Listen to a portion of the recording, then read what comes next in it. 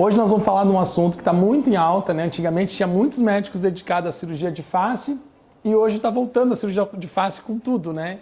E hoje voltou uma técnica mais que reposiciona não só a pele, né? Reposiciona desde a parte da musculatura. Exato. Então, começou a se perceber que o trabalho da anatomia, o estudo da anatomia e efetivamente trabalhar nas estruturas profundas da face, que é a base da cirurgia do deep lane, trabalhar no músculo, trabalhar nos ligamentos e tracionar esses ligamentos, a pele acompanharia esse resultado, trazendo um rejuvenescimento mais natural. A gente fazia na época muito preenchimento, lembra, né, de facial. Eu comecei a fazer muito preenchimento facial, aí glúteo ao mesmo tempo, aí de uns anos para cá a agenda foi direcionada toda para glúteo. E a gente via que preenchendo em planos profundos, dependendo do produto que a gente usava, diversos produtos no mesmo rosto, em diferentes profundidades, a gente conseguia revolumerizar, que todo paciente que vai envelhecendo precisa de revolumerizar, né? Vai perdendo volume, osso, musculatura, subcutâneo e vai afinando.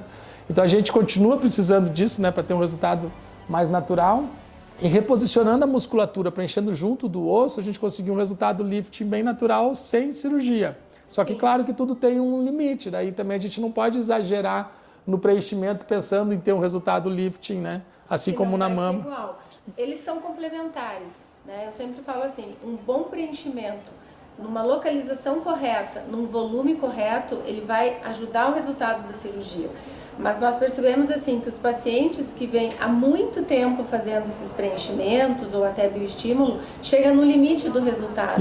Isso é mecânico, né? O ligamento precisa ser reposicionado, a musculatura precisa ser tratada e aí que entra a cirurgia para corrigir pontualmente essas estruturas que precisam ser reposicionadas. Eu sempre falo para os pacientes, né? Por mais que a paciente tenha tempo e recurso e que vai fazendo todos os tratamentos possíveis de face, todos os tipos de laser, a gente tem todos os lasers aí, né? O fotono, o CO2, os herbos, radiofrequência, infravermelho, todos os tipos de tecnologia, chega uma hora que ela tem que operar, né? Sim. Então a gente não consegue, a gente faz o máximo que a gente consegue, a qualidade da pele vai chegar na cirurgia melhor, ela vai ter o volume do rosto mais harmônico, porque ela vem fazendo as reposições volumétricas e tal, mas chega uma hora que a gente não consegue tirar a flacidez. A flacidez sem cirurgia, e eu falo para os pacientes da coxa e do glúteo a mesma coisa.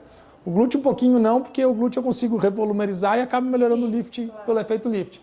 Mas a coxa, quando a coxa chega para mim para tratar celulite, ela tem muita flacidez, eu não consigo ter aquele resultado mágico. Então eu sempre falo para o paciente, eu vou conseguir esse ponto da celulite, mas eu não vou conseguir esse efeito lifting. Mesmo fazendo as tecnologias todas de Morphos, microagulhado, mesmo fazendo Ignite, mesmo fazendo Body Tight, a gente melhora ali uns 10, 15, 20, 30%, mas não consegue aquele efeito lifting de uma paciente pós-bariátrica, por exemplo. Então, a gente vai precisar da cirurgia em algum momento, né? Claro que cada vez mais tardio, mas a gente precisa. Mas na cirurgia do rosto, da face, o que a gente percebe? Que principalmente o ligamento mandibular, a estrutura do jaws, que nós chamamos, que é a bochechinha, o bulldoguinho, muitas vezes já não há nenhum. Quanto mais preenchimento tu fizer, isso inclusive vai prejudicar. Sim, se fizer superficial, né? O superficial vai aumentar a bochechinha, o bulldog. Então, nesse caso, a cirurgia é mandatória. Até o bioestímulo demais pode prejudicar, né? Porque a gente fala assim, a gente tem ali o ácido polilático que a gente usa como bioestimulador. Ninguém indica ele como volumerizador. Para volumerizar, a gente usa outros tipos de produto.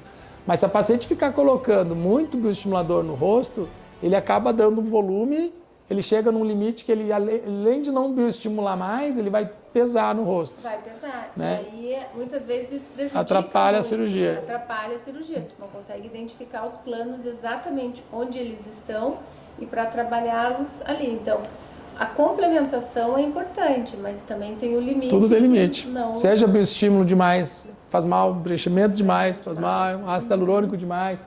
Então, tudo tem que ter o limite, o bom senso estético. E, às vezes, o paciente não se dá conta, né, de como ele está. Né? Quantos pacientes chegam aqui, olha só, não faz mais nada nesse teu rosto, vamos esperar absorver, ou vamos colocar um antídoto, vamos dar uma geral e a gente recomeça tudo do zero. Uma pergunta que eu te faço assim, quando a gente vai recomeçar do zero, eu sempre digo para a paciente, se ela vai precisar de cirurgia, isso serve para glúteo, serve para face.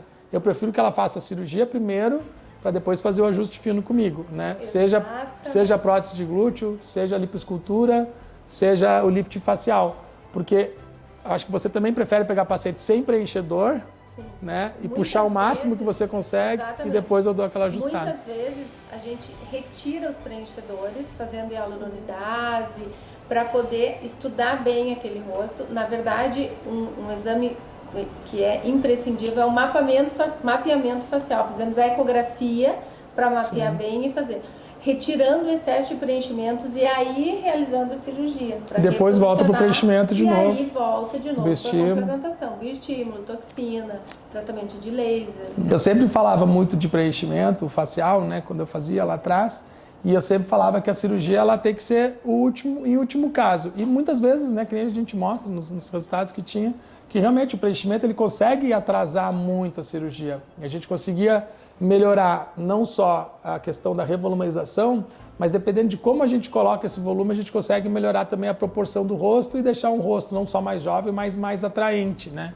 Então, a cirurgia, ela consegue reposicionar volume, ela consegue dar um efeito mais jovial, muito mais jovial, mas a gente consegue ainda complementar a cirurgia melhorando proporções, né? De projeção de mento, de malar, de mandíbula, que também você acaba fazendo muito com a própria gordura, né? Isso é uma constante na técnica que eu adoto, que é a Deep Plane associada ao nanofat ou enxerto de gordura da própria paciente. A gente faz uma mini lipoaspiração, coleta a gordura, trabalha e injeta nas regiões onde há necessidade de volumização. Além de trazer toda a qualidade de um rejuvenescimento e da medicina regenerativa, porque a gente sabe que isso acolhe muito, agrega muito resultado, a finalização da cirurgia com o tratamento da pele com o laser de CO2, né? Que aí tu já vai ter o turgor da pele melhorado, a qualidade, rugas finas, uma complementação completa. Então, a gente vai fazer o Deep Plane, vai reposicionar ligamentos, vai reposicionar tecidos, vai repor volume com a própria gordura, vai usar a célula-tronco mesenquimal mais superficial para qualidade de pele e de fora para dentro ainda alguma tecnologia como o Herbio, como Fotona, como CO2 para melhorar a pele. Daí tu consegue, qualidade de pele. Consegue atuar no rosto como um todo. Todo o tratamento completo. O Deep Plane, só a cirurgia, sem o nanofat e sem o laser, quanto tempo? 3 horas a 4 horas. Cicatriz, quanto tempo retira os pontos? Normalmente, em 5 a 7 dias já retiram os pontos. As cicatrizes têm que ficar escondidas, então, minimamente invasivas as cicatrizes. Na verdade, 7 dias nós não temos mais. E bem imperceptível, né? Eu atendi algumas pacientes da doutora Súria com 1 semana de evolução, a gente já não percebia a cirurgia, né? Alguma equimosezinha, assim. Mas imagina, em 1 semana a paciente fez um lift facial total, reposicionando a musculatura subcutânea e muitas vezes utilizando algum volumerizador autólogo, né? Isso, em 1 semana a gente consegue ter uma qualidade bem boa. E a cicatriz em geral do lift inferior, médio, falar para o pessoal. Então, quando a gente faz hoje, a tendência é sempre a cicatriz ficar mais escondida possível. Quando faz na linha anterior, uma porção da cicatriz fica escondida retrotragal, então passa por trás e faz a voltinha no lóbulo da orelha. E a posterior à orelha fica bem escondido. Tem que prestar bem atenção para achar a cicatriz, né? Encontrar a cicatriz, ela tem que ficar imperceptível. E algumas incisões, às vezes, quando necessário, para terço superior, ficam escondidas dentro do cabelo. Essas não aparecem mesmo. Qual a percentual de paciente que faz o lifting facial sem a bléfora? Muito pouco. Muito pouco. No geral, quase tudo junto. Sempre a gente associa pela harmonia do resultado. E qual que dura mais, a bléfora ou o lift? O lift. Então, às vezes a paciente volta para fazer uma segunda bléfora e o lifting E o lift ainda tá está com duradouro. resultado satisfatório. Quanto tempo, mais ou menos? Uns 10 anos. O paciente te procura 10 anos depois para fazer um novo lifting. Novo lifting. Aí nós fizemos um mini lifting, porque não vai ser uma abordagem tão invasiva. É um pequeno reposicionamento. Então, em cerca de 10 anos, a gente acredita sim manter o resultado. Então, muitas vezes, vai fazer o lift inferior, pescoço. Platisma, tem feito muito? Faz sempre. Porque o platisma é o que delimita o contorno do pescoço. O L bonito do pescoço, nós precisamos trabalhar o platismo, quase sempre. E tem que ser com aquele corte submentoniano. Nem sempre. O corte, ele é quando existe uma gordura submentoniana que a gente precisa resolver sem a lipoaspiração. Porque a gordura subplatismal que está atrás do músculo, a gente precisa abordar de uma forma cirúrgica, sem lipoaspiração. Então, há necessidade do corte. Aí corta, abre, retira a gordurinha, amarra o músculo. De uns 2 ou 3 centímetros, escondidinho aqui no mento. Abre, retira a gordura, amarra a musculatura, né? Faz as suturas e reposiciona o músculo para dar o contorno. E complementa pela lateral. Mas a paciente que tem um contorno já mais definido, muitas vezes não há necessidade. Quando o volume da gordura precisa, sim. Aí não tem jeito. Mas se não tem gordura, muitas vezes só o inferior, sem aquele cortezinho ali embaixo. Exatamente. Porque às vezes a paciente diz, mas eu não quero mexer na minha testa. E é exatamente isso. Não há necessidade de tu fazer a cirurgia completa, superior, médio e inferior. A necessidade de acordo com o que aquele paciente precisa. Muitas vezes a gente faz uma abordagem só no lóbulo para trás da orelha, sem abordagem anterior e sem superior.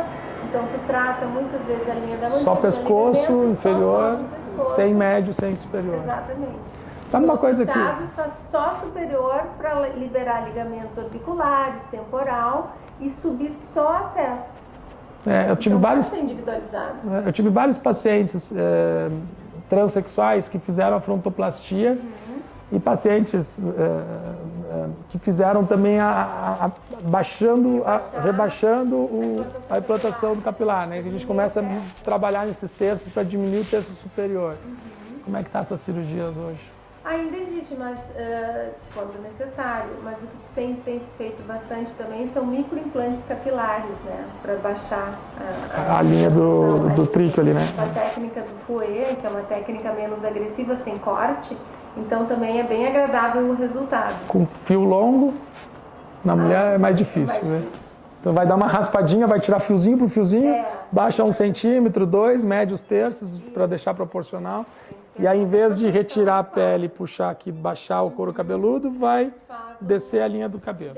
Que nem eu poderia fazer aqui na minha entradinha. Vai ficar menorzinho. E a frontoplastia do osso. Eu me lembro que eu pegava alguns pacientes que eu preenchia esse côncavo do frontal e aí deixava uma testa mais feminina. O homem tem essa proeminência mais frontal e a mulher um pouquinho mais arredondada. Também é uma necessidade que às vezes a gente aborda. Para diminuir a projeção do osso, se faz uma osteotomia, um lixamento no osso para ele ficar mais arredondado. Mais feminino, né? Mais feminino. E mais porque masculino. A face feminina é mais arredondada, a masculina é bem angulada. Então tem tudo isso assim que é muito importante. Assim, tem pacientes que dependendo de como vai ser a abordagem, ela pode até rejuvenescer, mas rejuvenescer embelezando e deixando o feminino ou masculino é uma arte, né? Tem que fazer um conjunto de tratamento. Olha quantas coisas a gente falou aqui, a gente não tinha ensaiado nada, né?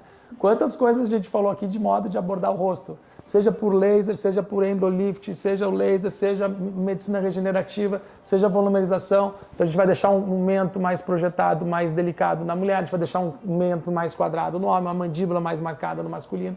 Então é uma arte, assim, de não só rejuvenescer, embelezando, masculinizando, feminilizando. E a gente vê muito isso, né? Muita reposição hormonal de mulheres masculinizadas de face. E aí como é que a gente vai abordar essa face para deixá-la mais feminina? E a gente vê os dois também, né? Então, assim, tem muita mulher que está ficando com o rosto muito masculino. Não só o rosto, mas algumas características físicas, né? Inclusive na parte íntima. A gente tem a doutora Fabiana aqui que faz cirurgia íntima para feminilizar a parte íntima feminina, né? Que por muito hormônio está ficando... E além disso, eu sempre falo, é muito fascinante a cirurgia da face, justamente porque engloba toda essa questão de beleza e de individualidade. Então tem que conhecer bem o paciente, entender a expectativa conversar dele, muito, né? Conversar. E escutar. Sempre trazer essas proporções anatômicas femininas e masculinas individualmente. E hoje, o que eu recebo muito também no consultório são as faces muito emagrecidas pelo uso das canetas emagrecedoras. Então a gente percebe uma flacidez muito grande, né? E aí muitas vezes a parte óssea está sendo mais visualizada, mais projetada e falta volumização. Então aí entra muito a cirurgia do deep plane para tracionar essas estruturas associada ao enxerto de gordura. E o preenchimento, a mesma coisa. Quantos pacientes hoje eu atendi de glúteo que perderam muito peso por causa... Não tem, hoje, sei lá, mais de 30% da população quase acho que está usando caneta emagrecedora, né? Isso as que falam, fora as que não falam. Então a gente precisa revolumerizar o glúteo, assim, quantos pacientes a gente fizemos hoje de ácido hialurônico corporal? Um monte, né? Todas porque perderam muito peso e o bumbum é muita gordura, assim como determinadas faces do rosto, tem diversos compartimentos de gordura. Então o que mais a paciente sofre quando emagrece muito é o bumbum, que era 4, 5 centímetros de gordura, virou 1 centímetro de gordura. Então mesmo que ela malhe, mesmo que ela faça reposição, mesmo que faça... o que cresce de músculo não é superior ao que perdeu de gordura. A doutora Suíra, ela trabalha conosco já há muito tempo lá no Rio Grande do Sul. Ela tem vindo agora para São Paulo para atender os pacientes hoje, fez uma paciente minha de face, já atendeu diversos familiares de face. A dedicação dela tem sido muito no multidisciplina, então ela veio para São Paulo só para operar face. Quem tiver interesse pode marcar nas clínicas, seja Rio, São Paulo, Porto Alegre, mas ela fica entre São Paulo e Porto Alegre. Então a gente tem equipe de cirurgia plástica, de dermatologia, a doutora Andressa está aqui. Então são diversos, nós somos mais de 30 médicos que trabalham na clínica Legere entre Rio, São Paulo e Porto Alegre. Cada unidade tem a cirurgia plástica. Aqui em São Paulo, além da doutora Suíra, tem a doutora Alessandra. A doutora Alessandra fica aqui todos os dias. E a doutora dá o suporte para os pacientes também, a doutora Suíra de face, seja na avaliação, seja na revisão, no suporte todo. E a doutora Suíra vem para fazer as faces. Então, cada um vai se especializando numa área. Eu fico fazendo só bumbum, celulite. Acaba que a gente acaba ficando bom nisso. Exato. A doutora Suíra acaba fazendo face. Então, a mão de face dela é muito melhor do que, né? E assim como tem o médico de cabelo, então é muito manual, assim. Tem a parte clínica, tem a parte de estudo, tem o bom senso estético, né? Tudo que a gente vai propor para o paciente, saber escutar o paciente, saber propor o tratamento, acertar a mão, né? Falo sempre que é o bom senso estético combinado com a habilidade manual. E aí, claro, identificar, filtrar o paciente, saber tratar uma possível complicação, qualquer procedimento das complicações, isso vai fazer uma grande diferença de um profissional para o outro, mas a tendência é que cada um na sua área vai ser melhor, né? A gente, né, essa repetição faz a gente ficar mais próximo da perfeição possível. A experiência, a repetição, né, o contato, o tempo de trabalho. E a gente tem visto essa setorização realmente. Né? Cada um vai para uma área e acaba ficando bom naquilo. Então a gente busca aqui na clínica isso, oferecer sempre o que a gente puder de melhor para o paciente. O médico especializado faz, a doutora Alessandra ela faz todas as tecnologias a laser, né? A gente tem o Ignite, a gente tem o Body Tight, a gente tem o Renovo. Então essas tecnologias a laser, da Laser Lipo, a doutora Alessandra é fantástica, ela estava fazendo uma agora aqui. A doutora Andressa, a doutora Manuela, a gente tem diversos dermatologistas que fazem só laser, face. Então a ideia é a gente ter esse time junto para poder oferecer para o paciente tudo que a gente puder de melhor, máximo de segurança e eficácia.